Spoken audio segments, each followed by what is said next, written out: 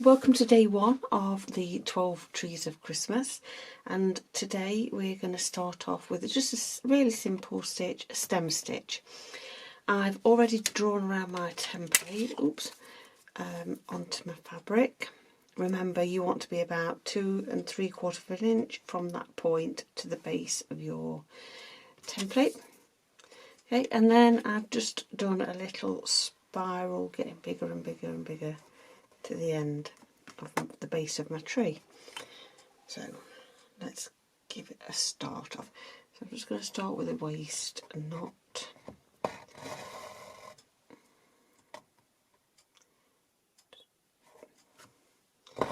Start with the waist knot and then 2 tiny little stitches. These get covered up, but it does stop you getting big lumpy knots on the back of your fabric, especially if you're making bunting or a picture that's going to go in a picture frame. Ooh, I'm already getting twisted up. I'm using SCHEEPJES Maxi Sweet Treats for my thread. It's very, very similar to cotton PEARLE, but it's just comes in bigger rolls. So I'm going to come up at the point and then lay my working thread across and then come back down into the about I don't know, a couple of centimetres, half a centimetre, and then come back up in the centre of that stitch, you see, and pull it all the way through.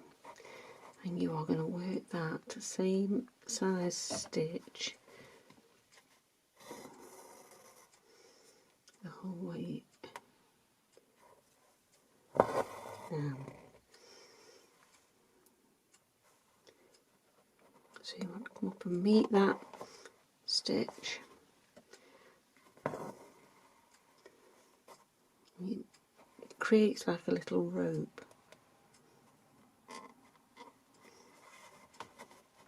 effect. These are stem stitches, perfect for going around corners, around circles, not corners, because it lends itself pretty well to a curve as you're going along. So you're going to come down, try and make your stitches a little bit smaller as you go around the curve.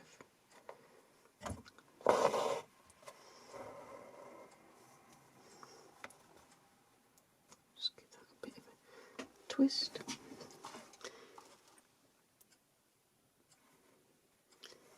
So down again. See, I'm hiding my starting stitches. Come up.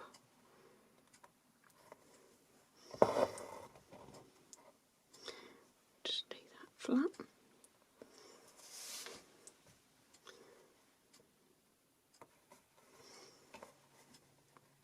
This one's a bit tight at the top, but once you get going and you get a bigger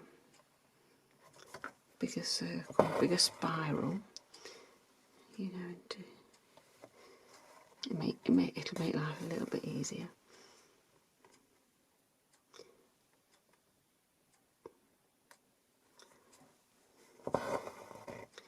Gertrude's just been in. Just let me just untwist this a bit. Gertrude's just been in and I had to restart filming because her tail was straight across. Couldn't see a thing. So you go down, getting a bit easier now because we've got a bit more space. Down, up where you meet the last stitch. You can make these stitches as big or as small as you like,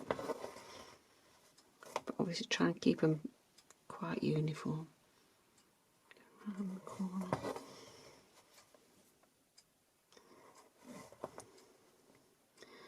Oops. Just gonna straighten that out a bit.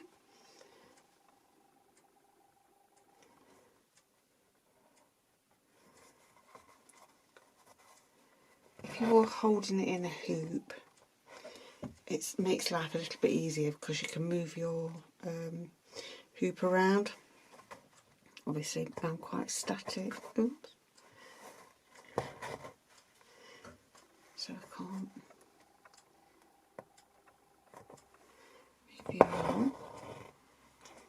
Just twist you. Just get rid of the waist knot. Go down. Just hold on to that. I have got somewhere a laying tool that might be easier.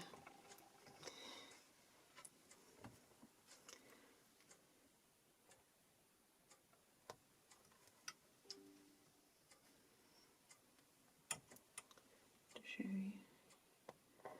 Come up.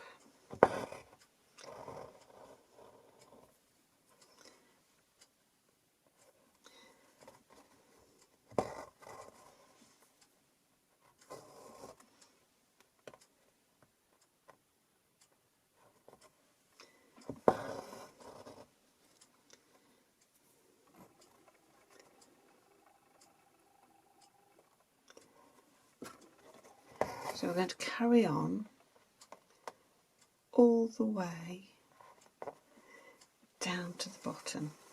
Come up here, and then we'll finish off with a trunk. I've done this spiral. If you want, you can add embellishment as you go. I am not going to. I'm just sticking with this one thread. I'm just gonna try and get to the end of a thread and show you how to finish it off and start it.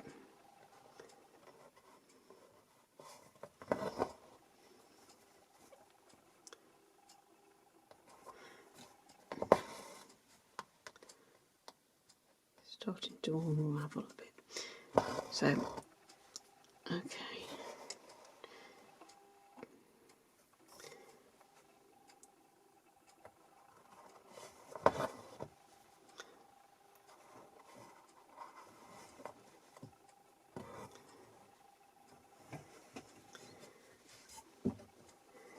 I always think when the pen's on, it always looks a bit dodgy, but once you've got rid of the pen marks, it starts to look really cool.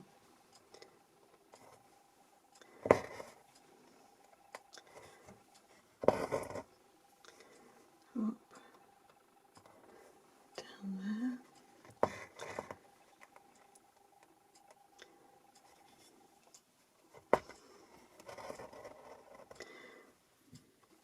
Okay, so I'm going to finish this off.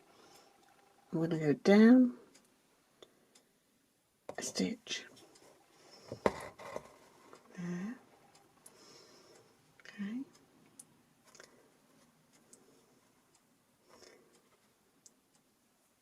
There's my laying tool. Just going to give it a bit of a. I'm just going to go finished off on the front because I can't flip it over to show you, but you can weave your thread up and down underneath. But I'm just doing this for ease because I can't flip my threads over. I can't flip this over, sorry. So get yourself another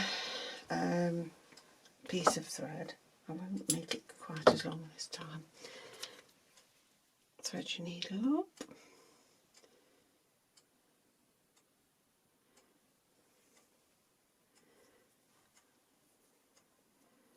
Again, make yourself a little waist knot. And then I'm just going to come in and do some little starting stitches. Just one, two, to be honest. And I'm going to come up under that stitch that I finished. I'm going to come up next to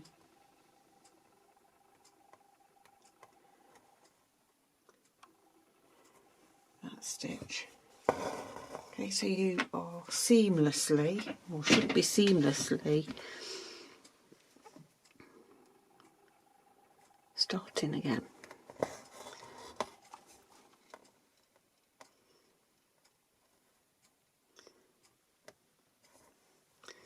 Make sure that you're not splitting your threads.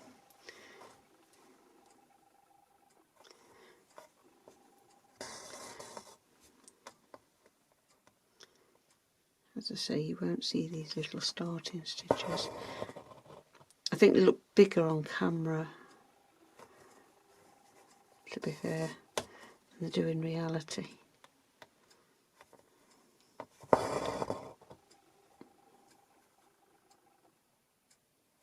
Because I've got it zoomed right in.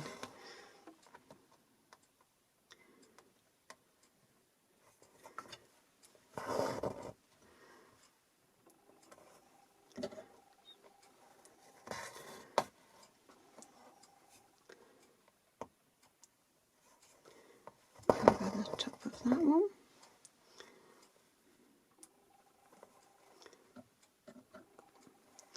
Not out the way.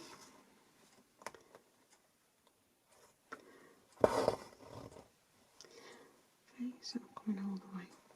So I will carry on with this till I get to the end. Okay, or near the end, and I'll show you how I finish that off. And I'll come back. So, okay, so I've finished my spiral in stem stitch, and I'm going to now put a little trunk in there. So I'm going to put a waist knot here somewhere. Just put a couple of little starting stitches in. Again, these are going to be covered up, so don't worry. As always, you can start your knot on the back, of course, and then, so I'm just going to do some long and short stitches.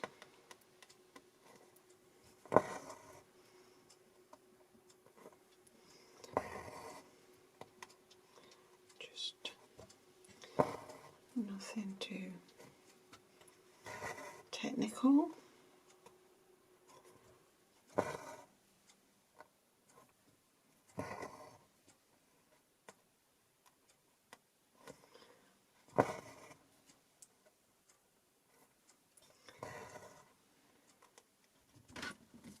Gertrude's back.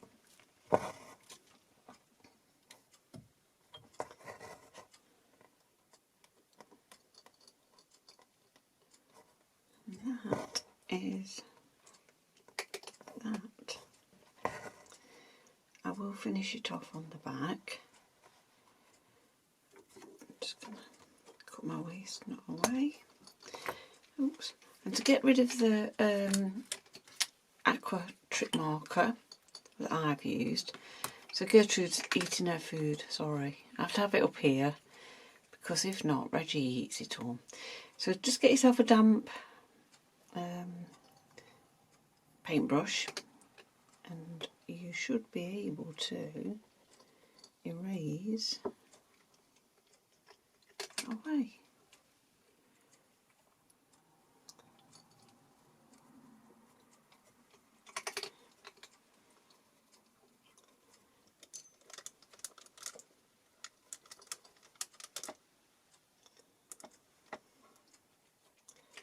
You can also use an atomizer if you've got an atomizer, which I have somewhere, but I can't find it as usual. If you're using a heat erase pen, I'd suggest you use a hairdryer rather than an iron, because you'll flatten down your embroidery if not with an iron. Okay, feel like I've... So, day one. Just go in and have a little look. Day one is finished. You can, if you wish, put some little seed beads in.